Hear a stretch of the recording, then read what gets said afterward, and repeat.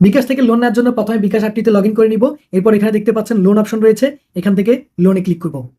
আমাদের এখানে দেখতে পাচ্ছেন 7,000 টাকা দেওয়া রয়েছে। আমাদের বিকাশের লেনদেনের উপরে ভিত্তি করে আমাদেরকে তারা এই অ্যামাউন্টটা দিয়েছে। এখন আপনি যদি আমার চেয়ে বেশি লেনদেন করেন তাহলে আপনি অবশ্যই এখানে বেশি টাকা লোন নিতে পারবেন। লোন নিন এই অপশনটিতে ক্লিক করব। এখন এখানে দেখতে পাচ্ছেন 7,000 টাকা, আমাদের 3 মাসের মধ্যে এই 7,000 টাকা পে করতে হবে। তো 7,000 টাকার কম অ্যামাউন্ট চাইলে আপনি এখান থেকে নিতে পারবেন, কিন্তু এর বেশি আপনি এখান থেকে নিতে পারবেন না। আমাদের এত টাকা দরকার নাই, আমরা 5,000 টাকা নিব। টাকার পরিমাণটা দেওয়ার পর নিচে এখানে দেখতে পাচ্ছেন এগিয়ে যান, এখান থেকে এই অপশনটিতে ক্লিক করব।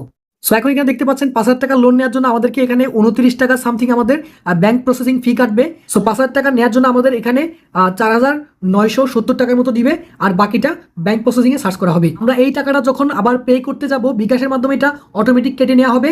সেক্ষেত্রে আমাদের এখানে সার্চ করা হবে 5,162 টাকার মতো আপনার সার্চ করা হবে। তাহলে আরও 162 টাকার মতো আমাদের এখানে ইন্টারেস্ট তাদের দিতে হবে।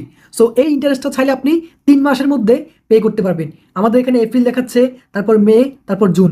আপনি যদি প্রথম মাসে পে করেন তাহলে এখানে আপনি খুবই অল্প ইন্টারেস্টে কিন্তু আপনি এখান থেকে পে করতে পারবেন। দ্বিতীয় মাসে আরেকটু বেশি, তৃতীয় মাসে ইন্টারেস্ট আরেকটু বেশি, তৃতীয় মাসে আপনি পে করতে গেলে আরেকটু বেশি পরিমাণে আপনাকে ইন্টারেস্ট দিতে হবে। সো আপনি যত তাড়াতাড়ি এটা পে করে দিবেন, আপনার অ্যাকাউন্টে টাকা রাখবেন, সেটা অবশ্যই প্রতি মাসের 26 তারিখে আপনার এখান থেকে টাকাটা সার্চ করা হবে।